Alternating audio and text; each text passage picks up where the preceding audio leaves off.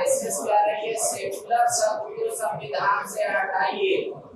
आप ये डिमांड को किस रूप में देखते हैं? 12 जून को उनके खिलाफ जब फैसला आया कि ये इनका जो इलेक्शन था वो स्टेट मशीनरी और जो सरकारी मशीनरी के सपोर्ट से बना है हुआ है और इसमें इसको रद्द कर दिया जाए और नल एंड वाइड किया जाए और इलेक्शन खत्म हो जाए, तो वैसे में इन्होंने इमरजेंसी लागू किया, आपातकाल का घोषणा कर दी।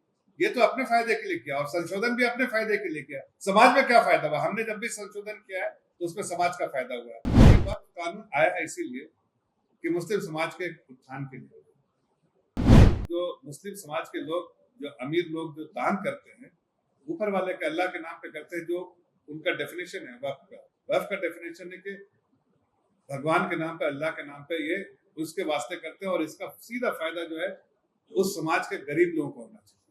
ये गरीब लोगों को फायदा ही नहीं हो रहा था, इसलिए आदरणीय प्रधानमंत्री जी ने देखा कि वक्फ की इतनी प्रॉपर्टी है, आमदनी कुछ नहीं, प्रॉपर्टी जो है बहुत है, लेकिन उसका फायदा किसको हो रहा है? तो फायदा जब उसकी जानकारी पूरी ली गई, बहुत सारे कोशिश किए उसको सुधारने के लिए, नहीं सुधरा, तो जानकारी जब ली गई तो उससे पता चला कि इसमें बड़े बड़े लोग, समाज के बड़े बड़े लोग इसमें इन्वॉल्व हैं और इसका फायदा उनको हो रहा है, लेकिन गरीब आदमी को नहीं।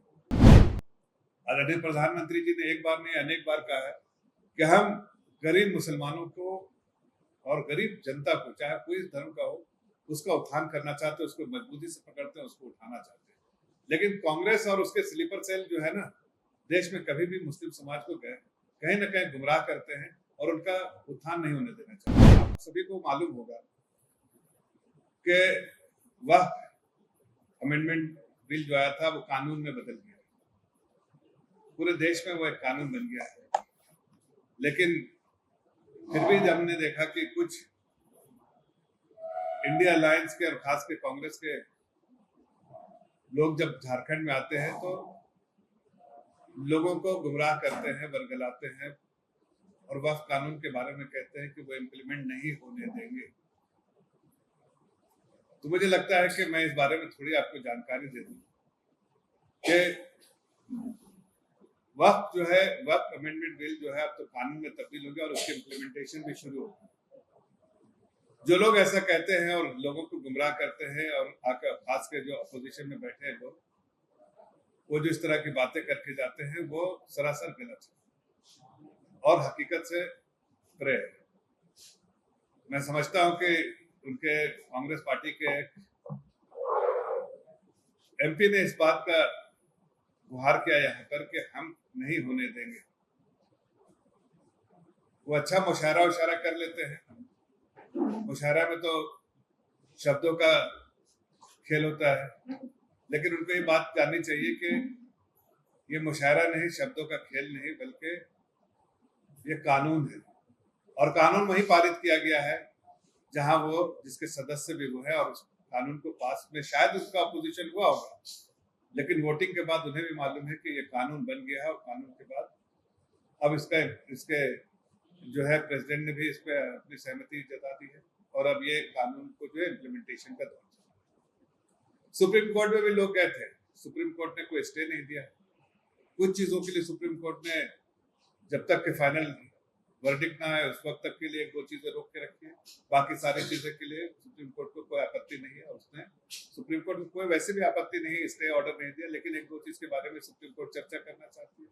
बाकी चीजें जो है सुप्रीम कोर्ट पूरे तौर से वो इजाजत देती है। ऐसे में किसी का आके कहना गलत है और वो लगता है कि समाज को कहीं ना कहीं, खास के मुस्लिम समाज को, जिससे मैं भी आता हूँ और इसलिए मैं सोचा आप लोगों से इस बात पर चर्चा करूं कि मुस्लिम समाज को बार बार कटघरे में खड़ा करने का काम कांग्रेस पार्टी करती है।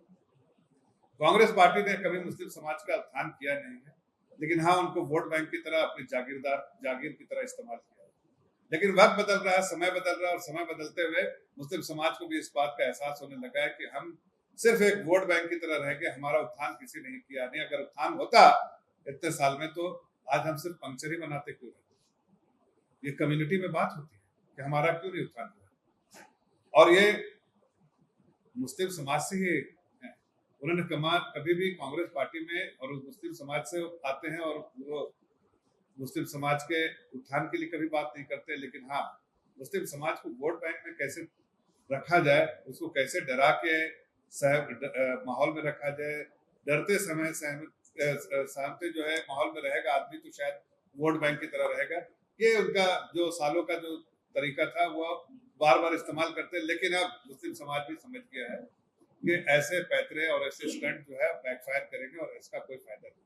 इसलिए कि ये वक्त कानून आया है इसीलिए कि मुस्लिम समाज के उत्थान के लिए। मुस्लिम समाज ने अगर आप देखें तो जो मुतवल्लीज हैं और वक्त के जो रिलीजियस लोग हैं जिनको नॉमिनेशन मिलता है, उनमें हमने कोई इस पूरे जो अमेंडमेंट में कुछ नहीं किया। उनको पूरी आजादी है, जो रिलीजियस काम है उसमें कोई पूरी आजादी है। मुस्लिम समाज के ही लोग रहेंगे और उनको कोई भी इनके लिए हस्तक्षेप नहीं। सिर्फ अमेंडमेंट क्या चीज हुआ? अमेंडमेंट यह हुआ कि जिस तरह से करप्शन था, जिस तरह से ये दान है ना, ये जो मुस्लिम समाज के लोग, जो अमीर लोग जो दान करते हैं ऊपर वाले के अल्लाह के नाम पे करते हैं, जो उनका डेफिनेशन है वक्फ का डेफिनेशन है कि भगवान के नाम पे, अल्लाह के नाम पे ये उसके वास्ते करते हैं और इसका सीधा फायदा जो है उस समाज के गरीब लोगों को होना चाहिए। ये गरीब लोगों को फायदा ही नहीं हो रहा था।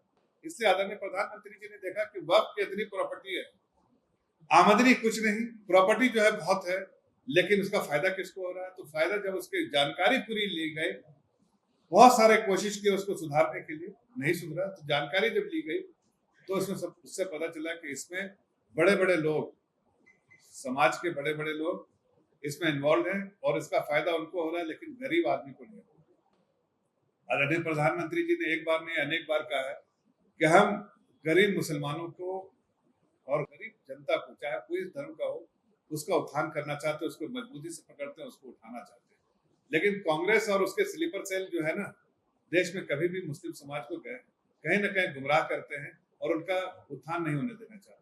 इसलिए प्रधानमंत्री जी ने पूरा संशोधन ऐसा किया है कि इसका सीधा सीधा फायदा जो है मुस्लिम समाज के लोगों को और उनके फायदे के लिए। आप देखिए, इतनी बड़ी 9 लाख से ऊपर करोड़ की संपत्ति में आमदनी क्या है? मामूली, मतलब 1% भी आमदनी नहीं। जिस जगह आमदनी होनी चाहिए 1 लाख करोड़, 2 लाख करोड़, वहां आमदनी बिल्कुल मामूली सा आमदनी 1000 है।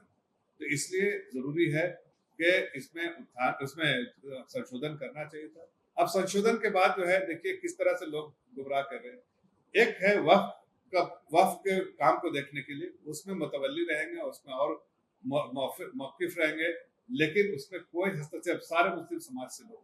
अब इन्हें दिक्कत है कि अगर एडमिनिस्ट्रेटिव काम में अगर कोई और आ जाए, किसी और धर्म से आ जाए तो उससे मुश्किल है। भाई किसी धर्म से हो, मेरे भाई किसी धर्म से हो, उसका काम एडमिनिस्ट्रेटिव काम है, उसकी एक्सपर्टीज का काम है, उससे जो अच्छा उस वक्त को मैनेजमेंट में अच्छा काम होगा, उसके लिए जानकारी होगा। ऐसा नहीं कि कोई एक गुट बन जाए और गुट बन के वक्त की प्रॉपर्टी को किसी न किसी तरह बेच दिया जाए। इसलिए हमने हर समाज के हमने 2 नॉन मुस्लिम्स को भी उसमें जगह देने की है, जो बोर्ड जो काउंसिल करेगा, ताकि कोई भी मैनेजमेंट हो, उस मैनेजमेंट में हर चीज चर्चा की जाए और उसके जो अल्टीमेट ऑब्जेक्टिव है कि गरीब आदमी को फायदा होने वाला और उस संपत्ति का किसी को जाति फायदा ना हो, उसका ध्यान रखते हुए इस चीज को किया गया है। लेकिन आज कांग्रेस पार्टी हो, बहुत सारी पार्टियां हो, ये सारे पार्टियां जो है लोगों को गुमराह कर रही हैं और उनको मुस्लिम समाज को कहीं ना कहीं जो है वर्गलाने का काम कर रही है। मैं आपके माध्यम से इस बात को मुस्लिम समाज तक पहुंचाना चाहता हूं, झारखंड के मुस्लिम भाई बहनों को, और खास कर जो गरीब तबका से बिलोंग करते हैं मुस्लिम समाज के, कि ये संशोधन जो हुआ है और ये जो अभी नया कानून आया है, इससे सिर्फ और सिर्फ मुस्लिम समाज का फायदा होगा, मुस्लिम समाज के गरीब लोगों का फायदा होगा। फिर से कह रहा हूँ, मुस्लिम समाज के गरीब तबके का फायदा होगा, उनके उत्थान के लिए काम होगा। आज तक जो काम नहीं हुआ, आज मैं पूछता हूँ किसी को, क्या बड़े बड़े इतने सारे प्रॉपर्टी रहने के बावजूद भी आप अगर देखिए तो क्या अच्छे मेडिकल कॉलेज बने? आज आप देखिए तो अच्छे कोई स्कूल बने? क्या अच्छा कुछ ऐसा काम हो जिससे समाज के लोगों का फायदा होगा? नहीं। आप सुनते होंगे कभी कभी क्रिश्चियन मेडिकल कॉलेज जैसे, ऐसे बहुत सारे चीज हैं जो क्रिश्चियन कम्युनिटी ने किया है, उनके अपने जो भी रिसोर्सेस से किया है, लेकिन मुस्लिम समाज के बारे में आप ऐसा नहीं सुनेंगे, इसलिए कि मुस्लिम समाज के लोग ही मिलकर आपस में मिलकर और बड़े बड़े लोगों के साथ मिलकर इसके कहीं ना कहीं इसके साथ गबन किया गया था। अब और कई प्रॉपर उसमें कई ऐसी चीजें भी थी कानून में, जैसे आपको डिक्लेयर कर दिया, सबको मानो कि इस ऑफिस को डिक्लेयर कर दिया। अगर स्टेट वक्फ बोर्ड ने अगर डिक्लेयर कर दिया कि कानून ये प्रॉपर्टी हमारी है, तो फिर इनको प्रूफ करना है कि इस बिल्डिंग के ओनर को प्रूफ करना है कि ये बिल्डिंग हमारी है, ये वक्फ की नहीं है। तो ये संशोधन करके बहुत सरल तरीके से किया गया है कि आप दान दीजिए, जिस मुस्लिम को दान देना है दान दे, उस दान का सीधा सीधा फायदा जो है गरीबों का होगा। जो गलत तरीके से प्रॉपर्टी, सरकारी प्रॉपर्टी या मॉन्यूमेंट्स को आपने डिक्लेयर कर दिया है, उसकी सर्वे करने के बाद वहां उसके बाद उसको सही तरीके से जो वक्त का नहीं सरकार के पास जाएगा और जेन्युइन तरीके से इस वक्त की प्रॉपर्टी का मैनेजमेंट होगा और इससे मुस्लिम समाज का उत्थान होगा। आगे आने वाले कुछ सालों में आप देखेंगे ये संशोधन बिल जो आज आया, ये जो वक्त कानून आया नया, उससे उसका सबसे बड़ा हिमायती मुस्लिम समाज के गरीब लोग होंगे और वो दुआएं देंगे आदरणीय प्रधानमंत्री जी को, जो आज हमें कटघरे में खड़ा किया जा रहा है, वही दुआएं देंगे। और हमें वोट बैंक के लिए नहीं किया, हम फिर से कह रहे हैं, हम वोट बैंक के लिए नहीं करते। हमने मुस्लिम बहनों के लिए, जब हमने 3 तलाक का कानून लिया, कभी वोट बैंक के लिए नहीं, लेकिन आज मुस्लिम बहनें हमें वोट देती हैं और उसी तरह गरीब तबका का मुसलमान भी हमें अपने आप ही वोट देगा। इसलिए नहीं देगा कि हमने उनको वोट मांगा है, हम इसलिए देगा कि हम समाज में बिना भेदभाव के जिनको जो जरूरत है उसके लिए काम करते हैं। इसलिए मैं आपके माध्यम से कहना चाहता हूं कि अगर कोई ऐसा क्वेश्चन उठाए, कभी भी वक्फ कानून के बारे में नेगेटिव बात करे, तो आप उनसे पूछिएगा कि जरा आप इतिहास को खंगालिए, 60 साल की आपकी सरकार रही है, तो आपने मुस्लिम समाज का उत्थान कैसे किया है वक्फ की प्रॉपर्टी से? आज से तो प्रॉपर्टी नहीं है, ये तो सालों साल से आपके पास वक्फ के एसेट्स है। इससे आपने क्या आमदनी की और कैसे आपने मुस्लिम समाज का उत्थान किया? क्या आपने कम्युनिटी के लिए किया, क्या आपने सोसाइटी के लिए किया? ये सवाल जब करेंगे तो उनके पास कोई जवाब नहीं, इसलिए कि उन्होंने कुछ भी नहीं किया।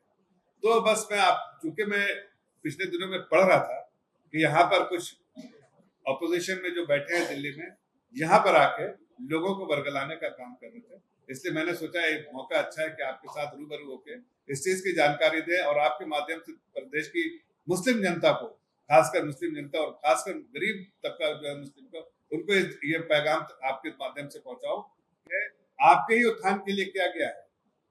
अगर वक्फ की प्रॉपर्टी को हम नहीं टच करते, हम सरकार हमारी आंख बंद कर लेती, हमें कुछ नुकसान नहीं, सरकार को कोई फर्क नहीं पड़ता, कुछ भी नहीं। लेकिन किसको फर्क पड़ रहा था?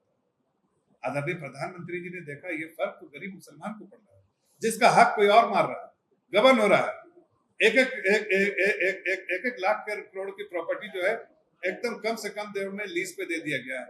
तो उन सब चीजों की अब जब ये काउंसिल बनेगा, उसमें सारे लोग रहेंगे, उसमें ये बात चर्चा होके जाएगी और हर चीज चर्चा होगी, तो उसमें जो करप्शन है वो खत्म होगा और उसका फायदा, डायरेक्ट फायदा मुस्लिम समाज का उत्थान होगा। नए यूनिवर्सिटी बनेगी, नए मेडिकल कॉलेज बनेंगे, नए स्कॉलरशिप होंगे और सब इसी वक्फ प्रॉपर्टी से होगा, जो आज तक किसी के प्राइवेट लोगों के पॉकेट में जा रहा था, अब ये गरीब लोगों के पॉकेट में जाएगा। यही आदेश था, यही उद्देश्य है हमारे वक्फ बिल का, जो लोग तोड़ मरोड़ के मुस्लिम समाज को गुमराह करने के लिए कोशिश कर रहे थे। तो मैंने सोचा आपके सामने इस चीज आपके माध्यम से लोगों तक पहुंचाए। आपका कोई सवाल होगा तो मैं आरएसएस वाले ये सेकुलर संविधान से हटाइए, आप ये डिमांड को भी शुरू कर देंगे। देखिए, जहां तक संविधान की बात है, तो आपने देखा, हमने तो 2 दिन पहले 25 तारीख को संविधान की किस तरह से 50 साल पहले हत्या की गई थी उसकी बरसी मनाई। आपको पता है कि संविधान को बचाने का काम हमने किया, संविधान को पालन करने का काम हमने किया है। और कांग्रेस ने उस वक्त जो संविधान में जो फेर बदल किए, चाहे जो कॉन्स्टिट्यूशनल अमेंडमेंट 38 किया या 42 किया, उनका मकसद क्या था? उनका मकसद था सिर्फ एक महिला जो उस वक्त प्रधानमंत्री थी उसको बचाने का काम था, एक परिवार को बचाने का काम था, एक पार्टी को बचाने का काम था। इसलिए कि उनको जब 12 जून को उनके खिलाफ जब फैसला आया कि ये इनका जो इलेक्शन था वो स्टेट मशीनरी और जो सरकारी मशीनरी के सपोर्ट से हुआ है और इसमें इसको रद्द कर दिया जाए और नल एंड वाइड किया जाए और इलेक्शन खत्म हो जाए, तो वैसे में इन्होंने इमरजेंसी लागू किया, आपातकाल का घोषणा कर दी। ये तो अपने फायदे के लिए किया और संशोधन भी अपने फायदे के लिए किया। समाज में क्या फायदा हुआ? हमने जब भी संशोधन किया है तो उसमें समाज का फायदा हुआ है। चाहे आर्टिकल 370 को हटाने का काम किया। तो मैंने आपसे, मैं आ रहा हूँ, उसी पे आ रहा हूँ। तो देखिए, ये अभी पार्टी ने अभी इस पर कोई चर्चा नहीं की है। पार्टी ने कोई अभी इसको औपचारिक रूप से कोई इस पर ऐलान नहीं किया है। इस पे जाहिर है लोगों की भावना है कि ये शब्द हटाया जाए। ये भावना है लोगों की, देश की जनता की भावना है। और उस भावना को जाहिर है उसके बारे में चिंतन की जाएगी। लेकिन अभी औपचारिक रूप से इसके बारे में पार्टी ने कोई खुलासा नहीं किया। जब खुलासा करेंगे तो मैं आपके सामने रूबरू पार्टी का जो पोजीशन है लेंगे। लेकिन आप ये कहना चाहता हूँ कि बहुत सारे लोग, उसमें से हौसबले जी ने भी रखी है बात, बहुत सारे लोगों ने इस तरह की बात रखी है और ये चिंता का विषय है, डिबेटेबल सब्जेक्ट है, इस पर डेलिब्रेशन होना ही चाहिए। ये होना चाहिए। निरपेक्ष होगा अगर देश हमारा धर्मनिरपेक्ष की जगह, तो क्या जबरदस्ती को कबूल होगा? ये मैं जानना चाह रहा हूँ। देखिए, देश का संविधान सबसे ऊपर है। देश के संविधान हमको हर हालत में, चाहे कोई भी संविधान, जो बाबा साहब जो संविधान देने का जो उनका असली जो सोच थी, उस संविधान के साथ हम खड़े हैं, संविधान का पालन करते हैं, संविधान के को मार्गदर्शन हमको मिलता है, संविधान से ही देश चलता है और संविधान से ही देश चलेगा।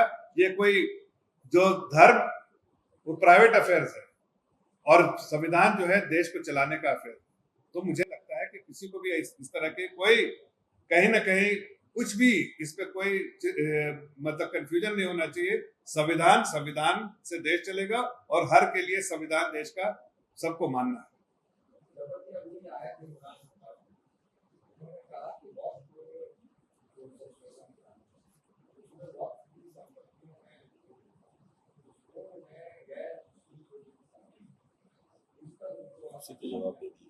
देखिए, इसी के बारे में मैंने कहा भाई कि देखिए, जो दो बॉडी होती है, एक होते हैं मतलब वकील जो होते हैं, और जो उसमें जो मुस्लिम समाज के लोग जो उसमें होते हैं, वो जो इस्लामिक तौर से जो उसको मैनेज करना रहता है, वो इस्लामिक रूल जहाँ का कानून उसको फैसला करना पड़ता है, वो वहां पर जो है वाकिफ, ये सब सारे लोग जो है उनसे मुस्लिम ही।